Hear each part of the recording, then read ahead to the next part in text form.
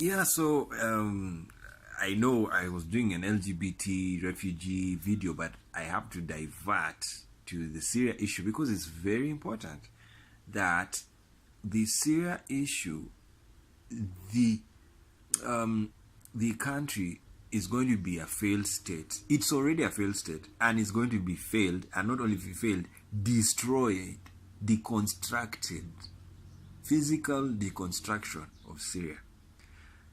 And the problem of that is that it's going to create another enclave of chaos unless it stops now.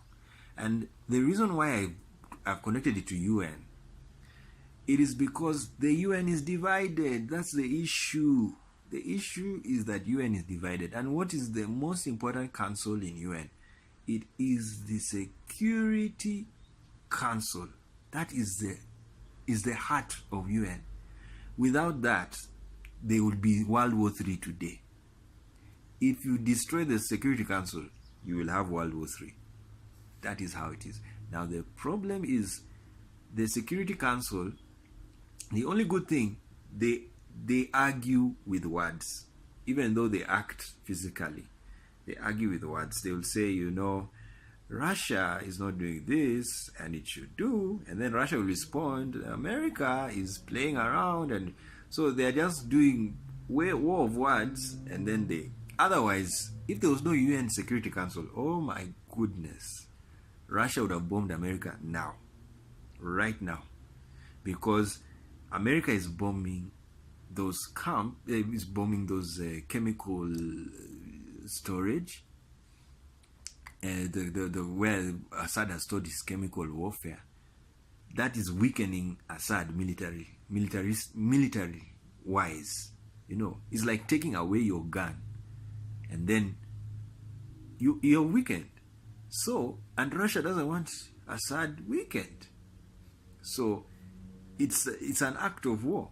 But because thanks to the UN Security Council, thanks to the UN system, they can't attack America.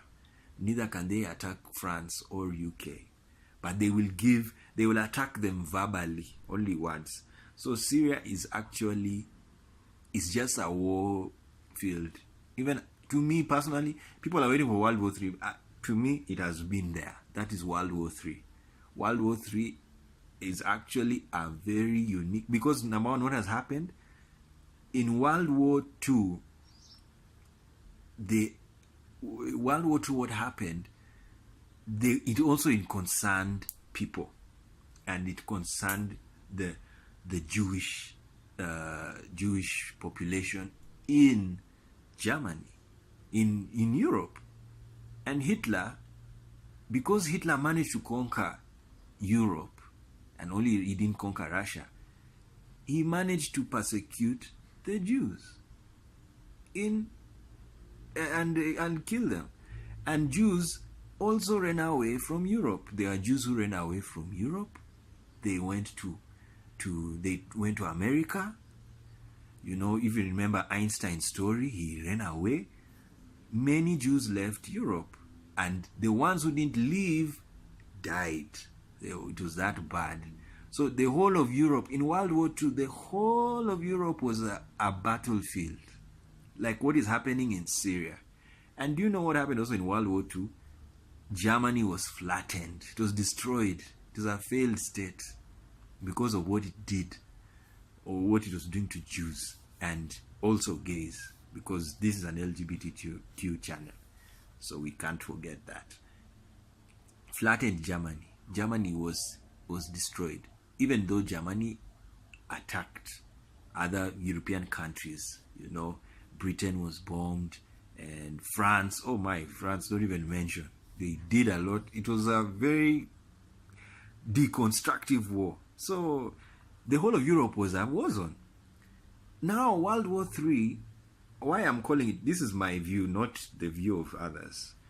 I call World War III this war, the Syrian conflict, because Syria is the only battlefield in this war, and it's based in Middle East, because most people of course, most analysts, whether they are religious or not, because when I say religious, there are Christians who think the Armageddon is going to be in the Middle East, and therefore saying World War III will be in the Middle East. And also secular intellectuals, they say the same, because Middle East has oil, it's very strategic geopolitically. And so what has happened, unlike World War II, which was based on the Jews, the human capital was the Jews. Now the human capital in this World War III happens to be the Syrians and the Arabs, because many Arab nations have gone through spats of war. Yemen is still in war. If you look at the world militaristically, we are in crisis. If you look at it, but another thing, I don't want to sound philosophical. This is not the channel for philosophy. It's the other one, River of Thought, that is philosophical. When you are militaristic, should you have peace forever or you should have war? What makes a military complex successful? Is it war or peace? So that one is up to, it's a philosophers, we leave them to answer that. But ours is just to say the Syria crisis, we are looking at it in the human capital sense, that immigration should be allowed and should be done in the easiest way possible. What happened last year and the other years, the so-called migration to Europe, could have been done orderly had UN had a system that is less bureaucratic and very open. Same to the European countries, the Western countries, they are to have systems that are able to absorb immigrants and refugees with ease, and not what we were seeing with what is now happening with Trump. Yes, that is, Trump is doing, and denying people access to America. No, America is so big. They are 300 million. China is 1 billion.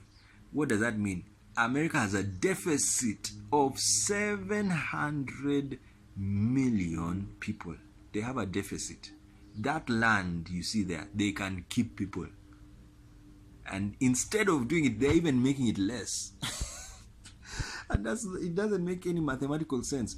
If you want to compete with China, if America really wants to compete with China, if I was president of USA, I would open the doors and bring those 700 million in and make sure we beat China. Because if you're not careful, China is going to beat America, and it's already doing so. Why? They got the human capital, and America doesn't want to use its power. It can get human capital. Do you know how many people want to live in America? So many. That's why the green card system was there. It was there because people loved the American life. They loved what they were seeing and the development. And they would have just taken anybody who says, anyone wants to live in America, come over, come. Within 2 years, America has reached the 700 million. But guess what? Do you know why it's not possible? The infrastructure is not there. They have not built apartments. They have not built things ready to absorb people. Germany did that for the Syrians. They already built the infrastructure. And Germany, remember, they are very good demographers. They knew their population is slowing down in growth. Instead of attacking their people for not doing that, they bring the foreigners, and there are already apartments there. China has built so many apartments for their people. The only problem China faced was that not everybody is well off. So now they are trying to solve that economic problem. And again, also China, they're even having a problem because of their population is too big. They can't handle it. And then when they reduced it to 2 children, now they are focused that they're going to have more older people than younger people, which is sad because that means the labor force is gone. So either what's going to happen in the next 20 years, China is going to have robots working and not the old. But what's going to happen is China will become a pension system. Pension welfare is going to be the norm in all of these aging countries. They will have to help the old because they will not be able to work, but they are living long because life is good and they will need money. So pension welfare system that is already happening in Europe is going to be very big in China. So that's my estimation and my projection of how things are going in the world. Syria, all of this has to do with immigration, and all of this has to do with UN. And as I've said, we're going to do a very standard video about the UDHR to remember the 70 years. I love that document. It is everything. It is the most human document ever, and you should read it. And the immigration is the key, freedom of movement. But it is so ironic that there's freedom of movement, but we have visas. You can't go to America just like that. And that's how you should go to America. You should go, get a ticket, American Airlines, buy it, go to USA, and go to where you want. It should be, there's no need of this. Why are we having visa systems? I will tell you why we have visa systems. Because we have the nation systems. And every nation, the problem, every nation has its secrets. It wants to know. It doesn't trust a nation.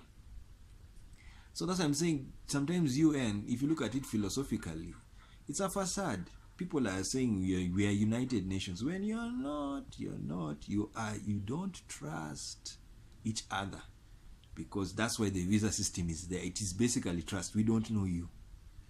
But in this world of technology, it's very easy to know people. You can have a database of everybody. In every country should have every person's database. But do you know what? Some countries don't want your database. That's why the visa system is still there. So anyway, I would do a lot if I was heading any UN agency, especially the one to do with movement, which is the UNHCR. And I have given my views. It's not that I'm doing it because I'm castigating them. I thank them for the much they have done. They have done a lot. They have tried. Yes, you have to give credit where it's due. They have tried. They come up with an idea to give people asylum. Because most of the times, the natural thing would be to go to an embassy, and the embassy takes you to the country. And I think that's even a nice system, rather than going to UN. Because the UN one is very bureaucratic. I mean, if you're going to stay in Denmark, why should I go to UN and then UN goes to the Danish embassy to help me out? I would rather go to the Danish embassy. They take me to Denmark. Simple math. But I know why. It's because UN, it needs to, I mean, it has created a branch. So why not use it? But it's too long. UNHCR should be focused mostly on taking care of whoever comes in the country and is not a national of that country. They take care of them. That should belong to UNHCR. But if somebody wants to leave the country, they don't need UN. They need an embassy to the country where they are going to, and explain the story to that embassy. That embassy should say, fine, we've had your situation and we can take care of you, and they will take you to their country. Yes, so UNHCR doesn't need to come in to know and help you out. No, they don't need to help you out. You need that country where you want to go to. Be it American embassy, all of them. And that's what I'm saying, America is a very funny country. Many people want to go to America. They are willing to work there because their life is okay. But The American system, they make it look so hard. You know, many people I know here in Africa, they struggle to get there, and it's sad.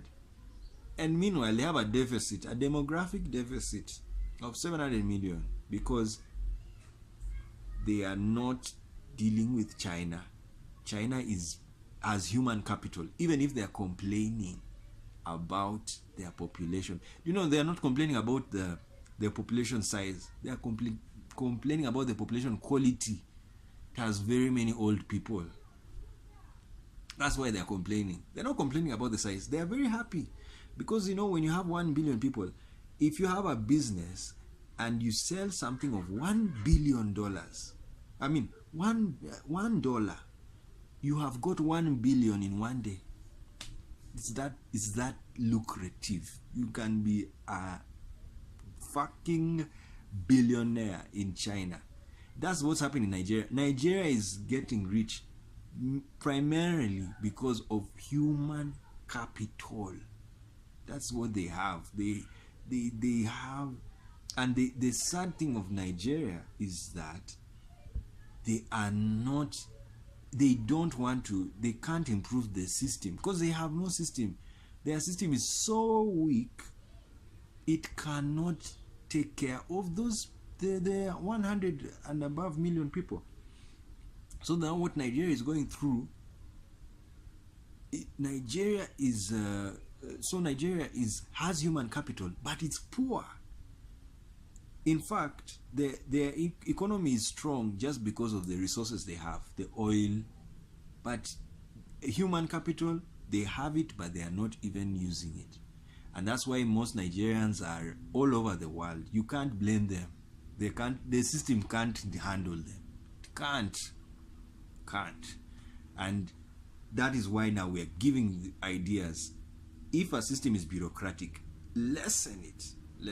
There is no harm in remodifying a system, you see, because all of these systems, they are tired. They are very colonial. They are, you know, the colonial system. I was even talking to somebody and saying, I was wondering, these guys, didn't they have foresight? They should have seen. Because how come America was building skyscrapers in 1910? But the colonialists never built skyscrapers. Yes, 1910. There were skyscrapers in America. But the colonialists were countries, they built only 5-story buildings, 4-story. And they stopped. So I was wondering, didn't they foresee that people are going to be very many in Africa? Maybe they didn't. Maybe they thought that people are going. Who knows? Maybe they know that we are going to move to. Everyone is going to leave Africa. But no, Africa is a livable place. Not that America is not livable. It's also livable, but Africa is more livable. Yeah. So you have to compare things. The world needs to be a global village. The old term, the early 2000s. So enough said. As I said, I have that weakness. I can talk, and I will go on. But there's freedom of speech. You're allowed to speak and air your views, and that's what I've done. So UN just needs to modify its system, improve, have evaluation of its architecture and its infrastructure to make it simple and more humane, so that people don't even think that UN is a weak force, or UN is not working. Like for the Pope Benedict to say that just tells you he just saw that system is fucked up. Yes, no need to. So it was a shame to UN. But anyway, that's how we become progressive. We improve ourselves. Okay, guys. Have a good day. We'll see you another time when we are inspired to talk.